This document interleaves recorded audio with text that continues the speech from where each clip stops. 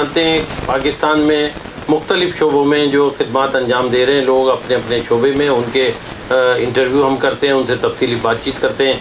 इसी तरह की एक शख्सियत आज हमारे दरमियान मौजूद हैं। पाकिस्तान ज्वेलर्स मैन्युफैक्चरिंग एसोसिएशन के चेयरमैन और सिंध ताजिर इत्तेहाद के जनरल सेक्रेटरी मोहम्मद अरशद साहब हमारे साथ मौजूद हैं। वालेकुम मोहम्मद अरशद साहब, कैसे हैं? खैरियत से? अल्हम्दुलिल्लाह अल्हम्दुलिल्लाह। सबसे पहले तो आपके चैनल का, सुनहरे लोग का, उसकी पूरी टीम का और बिलखुसूस आपका सैयद अब्दुल बासित भाई बहुत शुक्रिया कि आप हमारे ऑफिस तशरीफ़ लेकर आए। नवाजिश। और हमारे जो इश्यूज़ हैं और जो इस सेक्टर को प्रॉब्लम्स हैं उस पर बात करने के लिए हमें मौका फराहम किया। बहुत शुक्रिया, बहुत शुक्रिया। मोहम्मद अरशद भाई, ये बताइए कि इब्तदाई तालीम आपकी कहाँ से हुई? जी, मैंने मैट्रिक भी कराची से किया और अल्हम्दुलिल्लाह जो तालीम हासिल की, इसके बाद कॉलेज लाइफ शुरू हो गई, फिर यूनिवर्सिटी पर इख्तिताम हुआ और कारोबार भी करते थे, काम भी सीखते थे और तालीम भी हासिल करते थे। माशाअल्लाह माशाअल्लाह। लेकिन ज़्यादा जो शौक़ था वो हुनर हासिल करने का था कि जो हमारा ख़ानदानी काम है उसी को कंटिन्यू करें। वालिद साहब भी यहाँ नहीं होते थे तो लोड ज़्यादा था इस चीज़ का कि यार तालीम भी जारी रखनी है और वर्किंग भी, मतलब काम भी सीखना है। और मैं आपको एक चीज़ बताऊं, हमारे यहाँ जो शागिर्दी में आता है तो कम से कम भी 4 से 5 साल जो है मुकम्मल होने में लगते हैं, काम को समझने में और सीखने में। बहुत हो। तो अल्हम्दुलिल्लाह दोनों काम जारी और साहिर अल्लाह के फजल व करम से, और तालीम भी हासिल की और हुनर भी हासिल किया। मोहम्मद अरशद साहब, आपने 1988 में मैन्युफैक्चरिंग की बाकायदा शागिर्दी इख्तियार की और फिर सोने का काम मुकम्मल सीखने का इरादा कर लिया। जी जी बिल्कुल। मेरे उस्ताद थे तो मेरे मामू ने उनके पास बिठाया और मैंने वहाँ अपने काम को सीखा और समझा और उसके बाद 3 साल के अंदर ही अल्हम्दुलिल्लाह मैं इस काबिल हो गया कि अपनी शॉप कर अपना बिज़नेस शुरू कर सकूं। तो 3 साल के बाद ही मैंने अपना काम स्टार्ट किया और अल्हम्दुलिल्लाह आज इस जगह बैठा हूं मैं। आपके वालिद के साथ आपने 1991 में बाकायदा जेवरात के कारोबार शुरू किया? जी, पहले सीखते रहे फिर बाकायदा? हाँ, वालिद साहब मेरे जो थे मिडिल ईस्ट में थे, वो तो 1970 से लेकर और 2000 जो है 88 तक जो है मिडिल ईस्ट में ही थे। तो बस आना जाना लगा रहता था। तो फिर जब मैंने काम करने की ख्वाहिश ज़ाहिर की तो उनकी सपोर्ट से ही और वालदा की सपोर्ट से ही, वालदा की और वालिद साहब की इन्वेस्टमेंट से ही जो है अल्हम्दुलिल्लाह एक पौधा लगाया जो आज एक तनावर दरख्त बन गया। और मोहम्मद अरशद साहब, फिर आपने ये कैसे ख्याल आया कि आपने अपने वालिद के साथ मिलके सऊदी अरब में ज्वेलरी वर्कशॉप की बुनियाद रखी? नहीं, मेरे वालिद साहब जो थे वो मिडिल ईस्ट में थे, सल्तनत ऑफ ओमान में थे वो। और मेरा जो पीरियड गुज़रा वो अपने तौर पे, अपने बलबूते पे मैं कुछ करना चाहता था। तो मैंने सऊदी अरब का चुनाव किया। हालांकि मेरे पास और भी ऑप्शंस थे, यूके के और दूसरे ऑप्शंस से जाकर मैं वहाँ भी कुछ कर, लेकिन मेरी ख्वाहिश थी एक बचपन से कि कुछ वक्त मैं जो है मक्का और मदीना में गुजारूँ। तो अल्लाह ने वो मेरी ख्वाहिश पूरी की और मुझे 10 साल जो है वहाँ काम करने का मौका मिला, अपने अल्लाह के घर में इबादत करने का मौका मिला।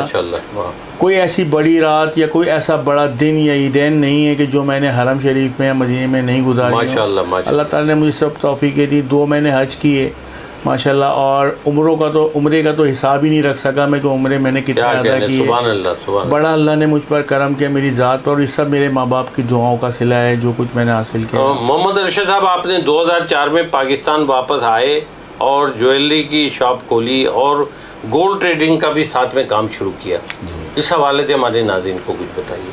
देखिए, जब मैं यहाँ से सऊदी अरब गया था तो उस टाइम भी मार्केटिंग तो मैं करता था अपने, मेरे जो ज्वेलर्स थे वहाँ से हम मैन्युफैक्चरिंग के शोबे से वाबस्ता थे, अपनी ज्वेलरी बनाते थे और ज्वेलर्स को सेल आउट करते थे।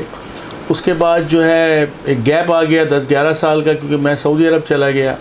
आने के बाद मैंने दोबारा कॉन्टैक्ट्स किए उनसे, तो उन्होंने कहा नहीं, क्योंकि मार्केट में एक PR अच्छी थी, रेपुटेशन अच्छी थी, तो उन्होंने कहा नहीं, वेलकम किया और सब ने उसी तरीके से काम शुरू हो गया हमारा।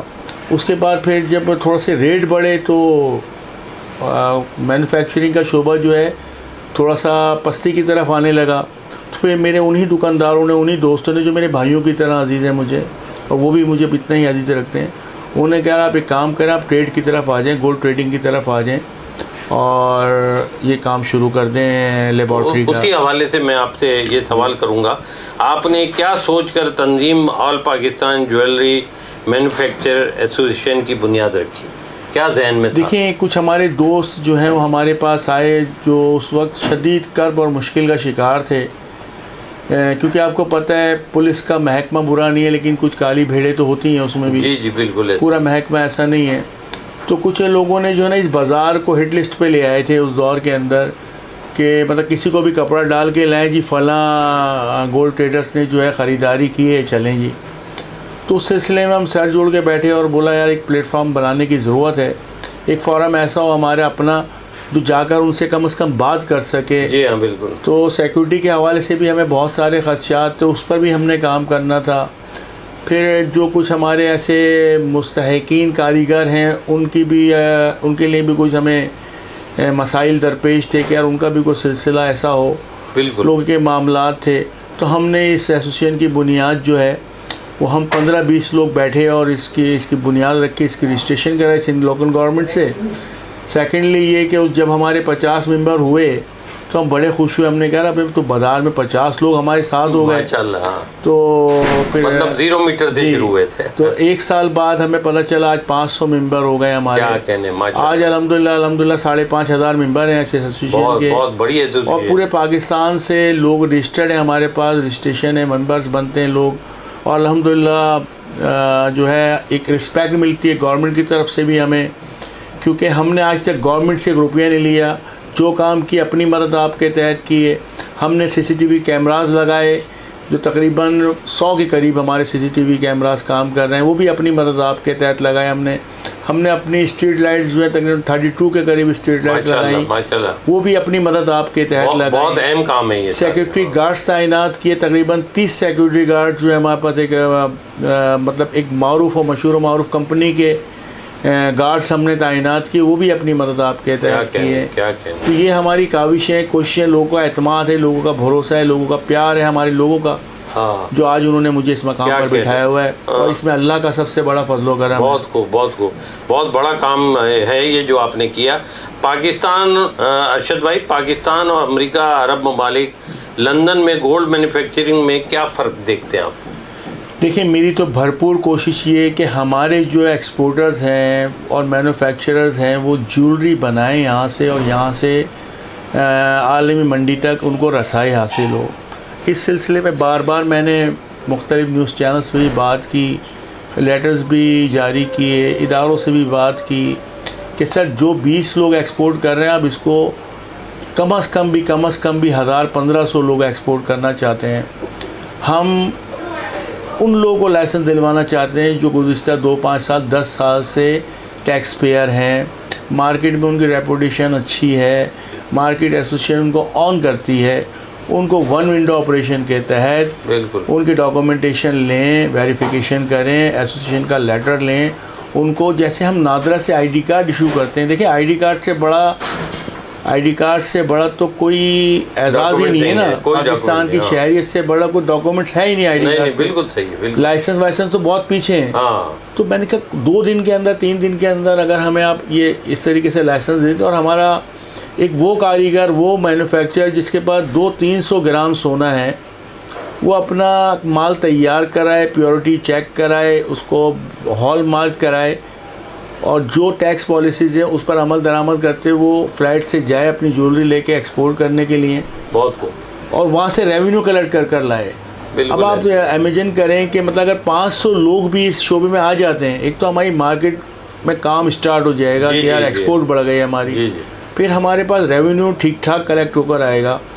आसान शराइतें रखें SROs के अंदर जो है उसमें चेंजिंग्स करें, लोगों को में खौफ ना फैलाएं, क्या कहना, लोगों को जो है आप आसानियाँ फराहम करें ताकि बिजनेस आए। बिल्कुल हमारा फोकस ये कि पाकिस्तान मजबूत, मईशत मजबूत और मुस्तहकम हो। मईशत मुस्तहकम होगी, पाकिस्तान ऑटोमेटिकली मजबूत होगा और आवाम भी मजबूत होगी। आवाम से मुराद मेरा वो तबका है जो हमारे सेक्टर से। जी बिल्कुल। मोहम्मद अरशद, आप ये बताइए कि गोल्ड इंडस्ट्री में जो है किन मसाइल का सामना है आपको, जो बहुत मुश्किलात पेश आ रही हैं? देखें, मैं तो चाहता हूँ कि जो फेडरल गवर्नमेंट है ना, वो इस सेक्टर को एक सनत का दर्जा दे। गोल्ड ज्वेलरी सेक्टर जो, इसको एक सनत का दर्जा दे, इस पर फुल तवज्जो दे। और बिलखुसूस फिर मैं वही बात करूँगा, एक्सपोर्ट पर तवज्जो दें ताकि हमारी एक्सपोर्ट बेहतर हो। और सोने की प्योरिटी जो है उसके लिए एक इदारा कायम किया जाए, जैसे दूसरी कंट्रीज़ में होता है। मैं 11 साल का सऊदी अरब का तजुर्बा है, वहाँ पे एक इदारा है, वो हर शॉप के ऊपर आकर आपकी ज्वेलरी लेगा और चेक करेगा क्या आया इसकी प्योरिटी जो इस पर लिखी हुई 21 कैरेट, वो 21 कैरेट है या नहीं है, बिल्कुल कंपनी रजिस्टर्ड है या नहीं है। नहीं होता तो फिर वो उसको सील करते हैं दुकान को और जुर्माने आयद करते हैं। अरशद भाई, ये बताइए कि जेवरात की ख़रीदारी के वक्त जो आपके ख़रीदार हैं उनको किन चीज़ों का ख्याल रखना पड़ता है, परखना पड़ता है, जांचना पड़ता है? बहुत सारे शिकायत भी आती हैं कि भाई 2 नंबर सोना या पानी पिला हुआ सोना बेच दिया है, तो उसके लिए आपने काम किया होगा। देखिए, आज के दौर में जो जदीद दौर है, पहले कसौटी का दौर था। हमारे बुज़ुर्ग जो है कसौटी पर घिस कर चेक करते थे सोने की प्योरिटी, और अल्हम्दुलिल्लाह वो एक्यूरेट आती थी। लेकिन आज टेक्नोलॉजीज़ हैं, काफ़ी जदीद जो है मशीनरीज आ गई हैं, जिस पर मैं आपके चैनल के तवज्जुह से ये अवेयरनेस दूंगा उन कस्टमर्स को, उन फैमिलीज़ को जो ज्वेलरी ख़रीदती हैं, कि अपनी ज्वेलरी लें और ज्वेलर से कहें कि भाई इसकी हमें XRF की रसीद निकाल दें। क्या बात। XRF क्या है? वो एक ऐसी मशीन है जो आपके गोल्ड के अंदर प्योरिटी, सोना कितना है, चांदी कितनी है, नगीने कितने हैं, हर चीज़ की रिपोर्ट वो आपको। अच्छा, ये फैसिलिटीज़ पहले नहीं थी, उससे 2-4 साल से आई है। अच्छा, तो ये फैसिलिटी आप मौजूद है। बहुत 300 रुपये दें आप उसको, 300 या 400 रुपये उसकी फ़ीस है, और आप किसी भी लैब पर जाके XRF मशीन से जो है अपनी ज्वेलरी के बारे में मालूमात हासिल कर सकते हैं कि आया हमारा सोना कौन से कैरेट का है। अरशद साहब, ये बताइए, हमारी ज्वेलरी जो पाकिस्तान की है आलमी मंडी में कितनी डिमांड है इसकी, कितनी मांग? देखिए, हमारे यहाँ मैं सबसे बड़ी बात ये करूँ कि हमारे यहाँ हैंडमेड जो है ना, हैंडमेड ज्वेलरी तैयार होती है। हाँ। ये तो आज आया है कि जी मशीनरीज आ गई, RPs आ गई और वैक्स निकल आते हैं, वरना हमारे यहाँ जो काम होता था वो हैंडमेड होता था। यानी कि आप अगर एक फॉर एग्ज़ाम्पल हम कहते हैं कि जी हमें बुर्ज खलीफा जो है गोल्ड में बनाना है, तो अल्हम्दुलिल्लाह हमारे यहाँ ऐसे कारीगर भी मौजूद थे जिन्होंने इस किस्म की चीज़ें भी बनाई हैं। कायदे उनका मज़ार जो है वो भी मॉडल की सूरत में गोल्ड की शक्ल में बना हुआ है। क्या बात। तो इस तरह के कारीगर हमारे बहुत डिमांड है हमारी आलमी मंडी के अंदर ज्वेलरी की। तो इंशाल्लाह ताला हम उम्मीद करते हैं बेहतर मौके आएंगे और हमारे सेक्टर जो है दोबारा एक फ़ाल और बहाल तरीके से काम। मोहम्मद अरशद साहब, आपको याद होगा गुज़िश्ता 80-90 की दिहाई में कोई फैमिली अपनी बेटी बहू को या बहू को कोई सोना देना चाहते थे तो वो उसका कितना जेवर देते थे पहले, और आज कितना देते हैं? कुछ देख रहे हैं आप कोई फ़र्क? वो दौर तो बहुत प्यारा दौर था, मतलब महंगाई इतनी नहीं थी और ना गोल्ड की कीमतें इतनी थी, सस्ता दौर था। 50,000 रुपये 40,000 रुपये तोला सोना तो हर आदमी अफोर्ड करके 4-5 तोले, 8 तोले, 10 तोले जो फैमिलीज़ थी वो देती थी सोना अपने बच्चों को। लेकिन इस वक्त जो है सोने की कीमत 3.5 लाख रुपए से भी तजावुज़ कर गई है। तो उसमें एक मिडिल क्लास फैमिली का जो है गोल्ड का बजट बनाना जो है वो बड़ा मुश्किल काम हो गया। तो अब वो बहुत ज़्यादा कमी आ गई है, जो 5 तोले या 10 तोले पे थे वो 2 तोले और 3 तोले पे आ गए, और जो जिनकी 2 या 3 तोले की गुंजाइश थी तो अब वो तो मजबूर हैं कि नहीं दे सकते अब ज्वेलरी ना।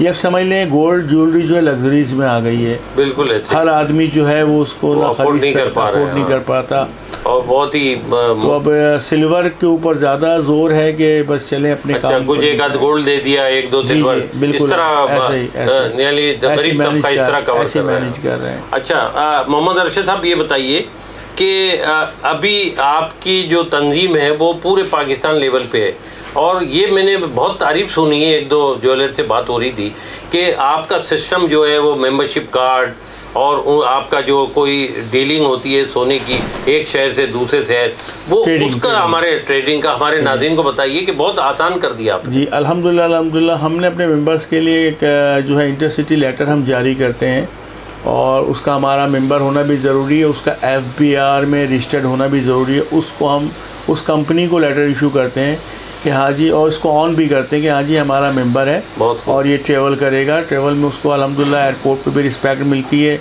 और तमाम स्टेशंस पे जो पाकिस्तान के हैं, तमाम एयरपोर्ट्स, वहाँ पे स्कैनिंग है वो बाकायदा तौर पे। और जिसके पास नहीं होता तो उससे डिमांड की जाती है कि भाई वो आप लेटर दिखाएं या कार्ड दिखाएं एसोसिएशन का, आप ट्रैवल कर रहे हैं। तो अल्हम्दुलिल्लाह मैं तमाम उन अहलकारों का, तमाम उन स्टाफ का शुक्रगुज़ार भी हूँ जो हमें इज़्ज़त देते हैं, हमारी एसोसिएशन को इज़्ज़त देते हैं, डॉक्यूमेंटेशन को इज़्ज़त देते हैं। उन सबको सलाम भी पेश करता हूँ और दुआ गो भी हूँ, अल्लाह ताला उन सबको मज़ीद कामयाबियाँ दे। बहुत खूब। अरशद साहब ये बताइए कि आने वाले वक्त में जो आपकी मैन्युफैक्चरिंग एसोसिएशन है वो क्या प्लान रखती है, क्या मज़ीद आसानियाँ पैदा कर रही हैं? हमारे नाज़रीन को बताइएगा कि क्या प्लान है आपके ज़हन में। देखिए, अभी तो फ़र्स्ट ऑफ़ ऑल जो हम ये सोच रहे हैं कि जी हम सबसे पहले जो है ना अपने सेक्टर के उन लोगों को जो जिनके पास 500 ग्राम तक भी सोना है, उनको एक्सपोर्ट लाइसेंस का उसूल कर दें ताकि वो लोग जो है आसान से आलमी मंडी तक रसाई हासिल करें। इंशाल्लाह एग्ज़िबिशंस के लिए भी हम फ़ाल हुए हैं कि हर पाकिस्तान के तमाम सूबों के अंदर एग्ज़िबिशंस भी अनाउंस करें और कामयाब एग्ज़िबिशंस हों जिसके अंदर हमारे लोग पार्टिसिपेट करें और उनको बिज़नेस मिले। और एक तरफ हम दूसरी कंट्रीज़ के अंदर भी जो एग्ज़िबिशंस होती हैं, फ्रांस में भी रिसेंटली आ रही है, वहाँ भी हमारा प्रोग्राम है कि हमारे लोग जाएं अपनी ज्वेलरी लेकर और वहाँ पर पार्टिसिपेट करें और पाकिस्तान की नुमाइंदगी करें ताकि हमारे अपने मुल्क का नाम हो, हमारे वतन का नाम हो। हम पाकिस्तान के सफ़ीर हैं और पाकिस्तान है तो हम हैं, वरना हम कुछ भी नहीं है। बहुत खूब। अच्छा अरशद साहब ये बताइए कि हुकूमत पाकिस्तान या हुकूमत सिंध आपकी जो मैन्युफैक्चरिंग एसोसिएशन है और मार्केट के हवाले से जो मसाइल हैं उसको किस हद तक आपको ताउन करते हैं, ये ज़रूर हमारे नाज़रीन। नहीं, ना फेडरल गवर्नमेंट ना सिंध गवर्नमेंट जो है हमारे से किसी किस्म का कोई ताउन नहीं करते और मतलब टाउन की सतह पर भी नहीं। अगर हमारा कोई बैन हॉल का ढकना भी हट जाए तो वो भी हमें खुद अपनी मदद आपके तहत लगाना पड़ता है। जैसे मैंने आपको बताया कि स्ट्रीट लाइट्स जो है ये हमारा काम नहीं है स्ट्रीट लाइट्स लगाना, लेकिन हमने अपनी मदद आपके तहत लगाई। सिक्योरिटी देना इदारों का और जो हम टैक्स लेते हैं सिंध का काम है, उन लोगों का काम है वो हमें सिक्योरिटी दें, लेकिन गार्ड्स हमने अपनी मदद आपके तहत लगाए। इसी तरह कैमराज हैं, गार्ड्स हैं, लाइट्स हैं। लेकिन अरशद साहब कभी आपने सिंध गवर्नमेंट को रिक्वेस्ट नहीं की कि उनको प्रेशर नहीं डाला कि भाई ये हमारे कारोबारी लोग हैं, इनके लिए आपकी गवर्नमेंट ऑफ सिंध की सपोर्ट नहीं होगी तो तरक्की, शहर में तरक्की कैसे होगी, कारोबार कैसे आगे बढ़ेगा? सर पता है आपको सिस्टम में कोई मिनिस्टर किसी के पास ना CM साहब को भी बोलते हैं मुलाकात के लिए, किसी के पास टाइम नहीं होता तो नहीं मिलते। गवर्नर साहब से गाए बगाए कहीं मुलाकात हो जाए तो वहाँ से भी सिर्फ हमें आसरा ही मिलता है, तसल्ली मिलती है, लेकिन हमारे काम नहीं हो पाते। तो हम अल्लाह से दुआ गो कि हमें किसी की ज़रूरत भी नहीं पड़े, हम अपनी मदद आपके तहत ही अपने शहर को भी खूबसूरत बनाएं और अपने लोगों की भी मदद कर सकें। अरशद साहब ये बताइए कि मुल्क से बाहर कितनी दफ़ा जाना हुआ और शहर से, कराची से बाहर कोई ऐसे बड़ी ख़ास एग्जीबिशन या कोई ऐसा मौका हो जो बैरूनी ममालिक के वफ़द से आपकी मुलाकात हुई हो, उस हवाले से? जी, इटली से एक वफ़द आया था जिसने यहाँ पर काम किया और बड़ा काम किया था उस टाइम में, काफ़ी टाइम हो गया उस बात को। अभी रिसेंटली हमने जो है एक एग्जीबिशन अटेंड किया था यहाँ पर PC के अंदर, तो उसमें थोड़ा सा टाइम ड्यूरेशन कम था, अनाउंसमेंट जो है वो बहुत मतलब लेट हुई तो वरना वो बहुत और भी मज़ीद अच्छा रिजल्ट निकलता। उससे भी हमने सीखा बहुत कुछ। इंशाल्लाह नेक्स्ट एग्जीबिशन जो होगा उसका भी अनाउंस बहुत जल्द करेंगे और आप सबको भी मदद करेंगे उसके अंदर। करीब 1 साल 2 साल में है? नहीं, इंशाल्लाह कुछ महीनों की बात है। तो उसको पार्टिसिपेट मुहर्रम के बाद इंशाल्लाह इसको लाइन अप करते हैं। मोहम्मद अरशद साहब बहुत बहुत शुक्रिया, आपसे बहुत ही तफसीली गुफ्तगू हुई और नाज़रीन को एक गोल्ड के हवाले से बहुत सारी मालूमात हुई आपके ज़रिए और क्या पहले के मुकाबले में कितनी बेहतर मामलात हुए हैं मैन्युफैक्चरिंग के हवाले से, गोल्ड के हवाले से। बहुत बहुत शुक्रिया, इंशाल्लाह फिर मुलाकात होगी। आपका बहुत शुक्रिया, सुनहरे लोगों की टीम का बहुत शुक्रिया, स्पेशली लियाकतुल्लाह साहब जो कैमरामैन हैं उनका बहुत शुक्रिया, अब्दुल बासित भाई आपका बहुत शुक्रिया कि आप मेरे ऑफिस तशरीफ। नाज़रीन हमारे साथ मौजूद थे मोहम्मद अरशद साहब जो सिंध ताजिर इत्तेहाद के जनरल सेक्रेटरी और पाकिस्तान गोल्ड ज्वेलरी एसोसिएशन के चेयरमैन।